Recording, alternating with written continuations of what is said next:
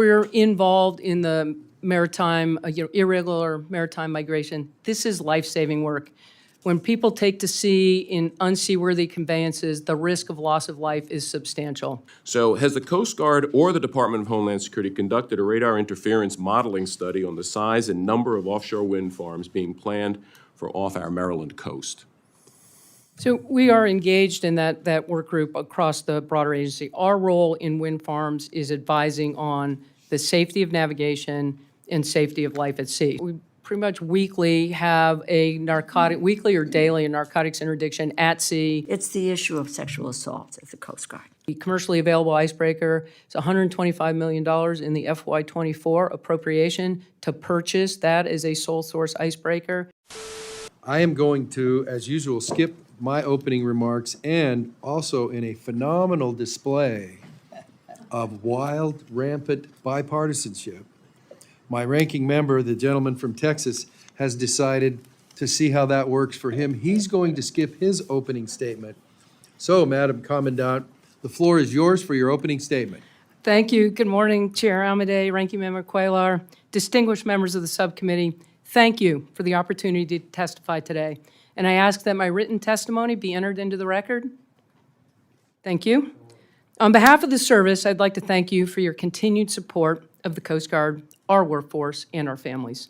With the funding provided in 2024 appropriation, we can make progress on recapitalization of critical assets, continue key sustainment and mission readiness efforts, and support and grow our total workforce. Can you talk further about what you're doing in that region, in particular, what drives the need for Coast Guard's presence versus some other military assets in the area that you're at, and what the $263 million in the budget request will be used for? Thank you. Our role in the Pacific is critical. We are a Pacific nation, and the Coast Guard has operated in the Pacific for as long as we've been a Coast Guard. The budget support and the budget ask is for additional fast response cutters that will increase presence and capacity to partner with small island nations throughout the Pacific. It adds capacity for training teams, liaison officers, attaches, and mobile support, again, to partner with small island nations. We do a particularly good job coming to them as they are to help them enforce their own sovereignty. Harriet Lane was on budget in a former budget year, moved from the East Coast of the United States to Honolulu, which is her new home port, and she has just completed a trip through the Pacific that involved 12 nations. We leveraged 8 of our bilateral agreements with those nations, conducted boardings in those nations, exclusive economic zones, with personnel from those nations. So we provided the support. The nation brings their authority and expertise, and we reinforce those nations' sovereignty in a way that increases their capability and counters those that look to erode that rule of law in the region. Admiral, as you know, we're seeing migrants cross our borders not only through land, but through sea also. In some parts of the maritime border, we continue to see upward trends in your number of apprehensions. Can you discuss with us the current trends and the challenges that you're seeing, and what sort of resources would be needed to help you in your mission? We're involved in the maritime, irregular maritime migration. This is life-saving work. When people take to sea in unseaworthy conveyances, the risk of loss of life is substantial. About 18 months ago, the flows through the Caribbean and the Florida Straits and Windward Pass were significant. That is not true today. We have moved assets. We're very visibly present. We've got unmanned systems, sail drone under contract. That and policy clarity has helped decrease the numbers that we are encountering at sea, but we remain engaged and in position to counter anyone that may attempt those illegal and perilous attempts to reach our shores. The sail drone waterborne or airborne? So it's waterborne. They look, it's like a small catamaran, but there's no people on them. They generate quite a bit of interest if you see them at sea because they're fairly large, and but no one's on them. Thank you, Mr. Cuellar, for that follow-up question. Once they thought they had one, but after they built the wind farm, it didn't work. But of course, by then it's too late. I mean, once these wind farms are up, I mean, the Coast Guard can't go in and say, well, you got to stop operating them because they're not safe. So has the Coast Guard or the Department of Homeland Security conducted a radar interference modeling study on the size and number of offshore wind farms being planned for off our Maryland coast? So we are engaged in that work group across the broader agency. Our role in wind farms is advising on the safety of navigation and safety of life at sea. So there are impacts to wind farms. We need to ensure that we are actually able to rescue people should they encounter an issue in a wind farm.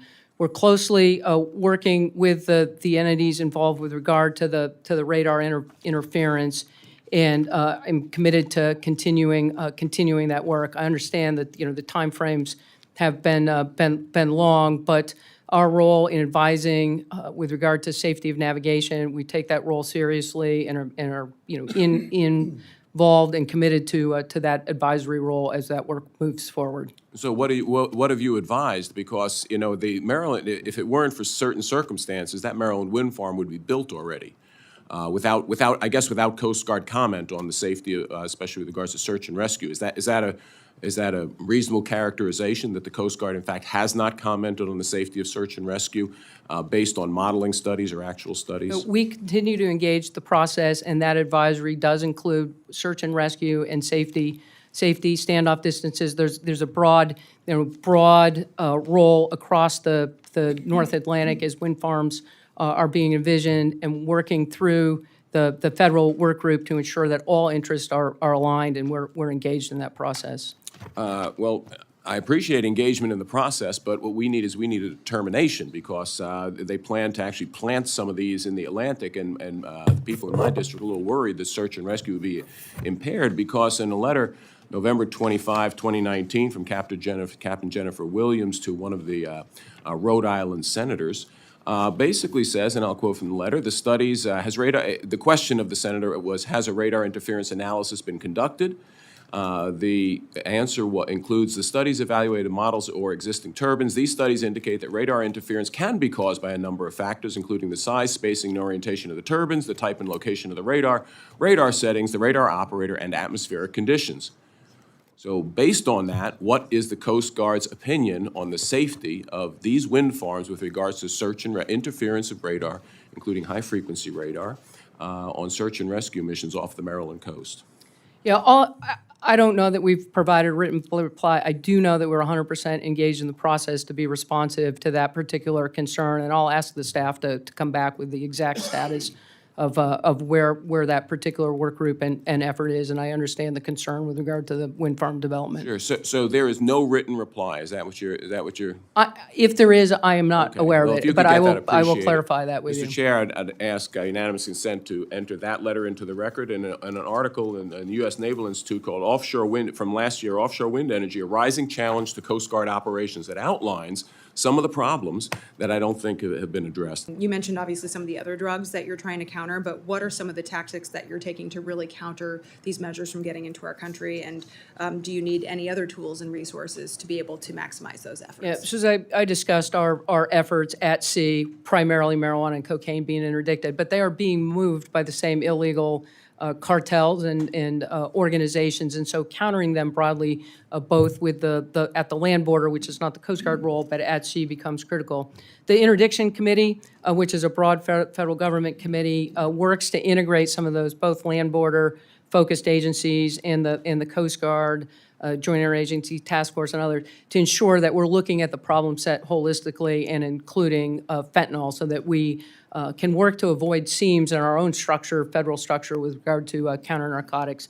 I'm looking forward to hosting that committee in Puerto Rico here shortly, where we will talk about fentanyl and other drug challenges that are facing the United States with regard to illegal flows. Are you seeing increased aggression from, I mean, obviously the cartel traffic is one thing. Are you seeing any increases in other adversarial encounters?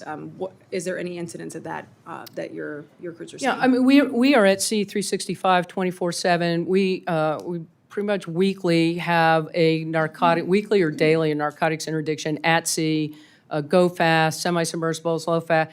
And what the best strategy for that is a Coast Guard cutter with a helicopter that has airborne airborne use of force, and an over-the-horizon pursuit boat. And then when we have MPA, that gives us competitive advantage. That gives us advantage over the bad guys in the cartel, and we continue to put that force package together to counter those flows at sea. Well, look forward to continuing to work with you on that. I think this is certainly a national security issue, and it's escalating by the day with many of our adversaries. So thank you. Thank you. Thank you, Admiral. It's the issue of sexual assault at the Coast Guard. I understand that under Operation Filed Anchor, your team has conducted extensive work uncovering the abuses, and that the Coast Guard is making internal changes to address them. Can you provide us with any updates you might have on Operation Filed Anchor? Thank you for the question. Fouled Anchor reflects a failure of the organization to properly investigate and support victims of assault who were at the Coast Guard Academy 20-plus years ago. This comes to light last July, and I want to assure the committee that last July we were not the organization that we were at the time that the fouled ankle assaults occurred, and we today are not the organization that we were in July. After that all came to light, I directed a 90-day accountability and transparency review. About a third of the actions that I directed as a result of that review have been completed. We continue to work on those action items. I get asked what's different. What's different today? Why is this different from other times that we've been held accountable as an organization for failing with regard to sexual assault, harassment, bullying, retaliation, retribution? What's different this time is an acknowledgement that these behaviors are not appropriate in our service, and we're going to move to eradicate them, and it's not a checklist approach. This is how we're going to operate the organization. We've brought in professionals to help advise. In fact, I have my senior leadership team in this week. We will continue these discussions tomorrow. We will attain the service culture that we strive for as an organization. We're making investments in the Coast Guard Academy, investments in our personnel system. I need support with an HR IT system, and look forward to working with the committee on what exactly we need to create accountability and transparency in our HR system. I've heard from vessel captains, from commercial and recreational fishermen, from our own St. Johns River bar pilots, the dangers that this rule could create for safety of vessels. Has the Coast Guard been involved in this rulemaking? We are involved in the rulemaking in an advisory role with NOAA, and we are heavily engaged with NOAA on the rulemaking. We've advised on the AIS carriage requirements currently set for 65 feet and greater, and so a reduction to 35 feet creates a number of issues and challenges. We advise with regard to the safety of navigation, the need for commerce to flow. That dialogue and engagement is going on today, and we'll continue to advise NOAA as they work through their rulemaking process. Okay, so if I understand what you just said, Admiral, you're opposed to the drop to 35 feet?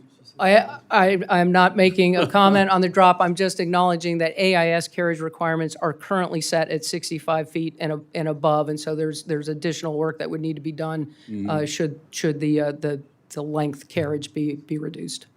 Now that this GAO study is done, it's my understanding you all are supposed to report back to Congress an aviation strategy. And how long do you think it'll be before that strategy is laid out? We're aware of the requirement to do the aviation fleet mix. As you know, the 65 or the Dolphin helicopter, we've extended that service life beyond service life that any other agency has operated the helicopter, which is why the transition to 60s is imperative. And we're well along transitioning air stations to 60s. The 25 budget includes $168 million to continue SLEP on 60s and an additional 4. We need to continue the analysis to then figure out what that full transition looks like, and also what unmanned aviation might contribute into some of that mix. Well, the C-27 is not a helicopter. Obviously, that was zeroed out in the budget, a clear signal that the C-27 needs to be, sort of transitioned out of the fleet, opening the door and opportunity for what is the right long-range fixed wing, mid-range fixed wing, unmanned system, and rotary wing asset portfolio for the organization. And Admiral, have you put pen to paper on that or pencil to paper to figure out what the cost of that's going to be going forward? We're working those details now, and specifically, in fact, we've just talked recently with regard to what does the transition away from 27s create from an opportunity standpoint? And I know we owe a brief over here within the next 30 to 45 days, and we're planning on meeting that deadline. Okay, and those costs, are they going to include, is there going to be costs to re-outfit some of the vessel fleets to accommodate the MH-60? The new vessels are being built, the vessels that are being built with flight deck capability will accommodate a tailfold, bladefold 60. Some of the legacy fleet, that is not true, but the new fleet will accommodate the larger helicopters. If you can just, again, talk generally about the importance of increasing the icebreaker fleet, and then get into a little bit after that about the rebaselining that's currently ongoing. Yep, thank you. Polar Security Cutter was my first unit over 40 years ago, and it was not a new ship then. It was built in the mid-'70s, and so fielding new heavy icebreaker capacity for the nation is critical. And we are on contract with Bollinger, Mississippi. I've met recently with the CEO of Bollinger to talk about how critical the Polar Security Cutter is, the criticality of getting to detailed design, and the criticality of begin cutting steel on that ship this calendar year. It will be a complicated ship to build. I'm confident in the design, confident in the workforce, and confident that shipyard will deliver that ship for the nation. Until we get to detailed design, we will not update the delivery date that is still in the works. And it is our top priority, along with the offshore patrol cutter, to ensure we field that nation capacity. You referenced the existing icebreaker. The commercially available icebreaker is $125 million in the FY24 appropriation to purchase that as a sole source icebreaker. And in the 25 UPL, there's an additional $25 million ask to outfit that icebreaker and bring it into initial operating capacity. It's critical, as you said, this is China's declared themselves as a near Arctic nation. The Russians obviously have their own sovereign interest on their side of the Arctic. I've recently been at the Arctic Coast Guard Forum, and our allies and partners are also engaged and interested in the partner. Actual presence is required to ensure our own national security and sovereignty in the Arctic, and that's why the Polar Security Cutter and that program becomes so critical to us as a nation. Let's talk a little bit about the possible retrofitting. You mentioned or referenced $25 million. Some of the things that I've read have put the cost much higher than that.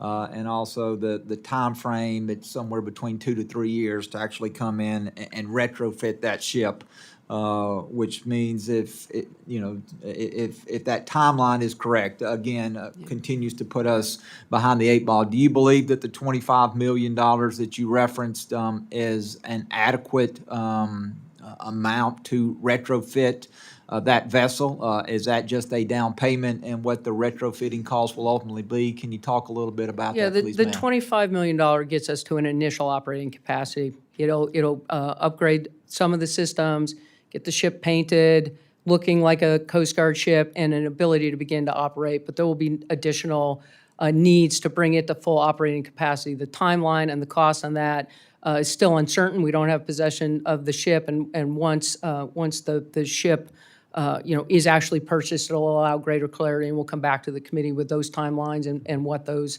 additional costs may be associated with a full operating capacity. Infrastructure investment, shoreside infrastructure, piers, shore ties, maintenance buildings, galleys, the types of things that support ships when they're at sea are critical. So all the new ships we've talked about, Polar Security Cutter, Waterway Commerce Cutter, Offshore Patrol Cutter, all come ashore. They come back and need to be maintained and worked on, and so the shore infrastructure investments are critical. As we continue to field new assets as a Coast Guard, the need for more space, and Seattle's the perfect example. The ships, the Polar Security Cutters, will be larger and deeper, and so there's a need to invest. But it's not just Seattle. It's Seattle, it's Charleston, it's Newport. There are needs around the country and in places like Guam as we consider how we posture the force for Indo-Pacific operations. the ships and reliable funding to bring the ships online are important, but equally as important is the infrastructure money to ensure that those shore facilities are ready when the ships are built and ready to return to the port. And so we've stepped into the Seattle work, but more money is needed, and you see that signaled in the $180 in the UPL for Seattle. Thank you. I know significant attention and investment has been made in the Indo-Pacific region. It's something you personally have witnessed yourself. Could you tell us what assets are most needed to counter adversarial actions such as foreign fleets encroaching on the United States or even our partners' exclusive economic zone, as well as illegal, unreported, and unregulated fishing? And then also, I'm really curious as what your thoughts are on the status of the Scan Eagle program, and if you could tell us a little bit about what the impact has been on the Coast Guard operations countering narcotics bound for the United States with that platform. In the Indo-Pacific, in that competitive space, as we partner to build capacity and capability and help nations enforce their own sovereignty. I spoke to Harriet Lane. With additional funding support, there could be a second Pacific support tender, that type of ship that would create a presence and capacity to partner with nations. The FY24 budget includes 2 additional fast response cutters that we will look to focus into the region and home port in the region to create that on-water presence and capacity to partner with nations, whether it's bilaterally or multilaterally. And so the ships, people, training teams, all are on the table with regard to things the Coast Guard can bring to ensure our national sovereignty and interest in the region. We look forward to budget support for that. Specifically to Scan Eagle, Scan Eagle has been game-changing for us, right? Contractor-owned, contractor-operated, ship-based, ship-launched, ship-retrieved, unmanned system. I spoke to some of our counter-narcotics efforts. It is game-changing. It just changes the dynamic with regard to risk and capacity and ability to do those interdictions. When we have ships operating in the Western Pacific, they operate the UAS as their sailing, operating, navigating, consistent with international law. Again, just create awareness and a tool and a capability that has really, really been helpful to the Coast Guard. And with that, I want to thank all the members here, and subcommittees adjourned.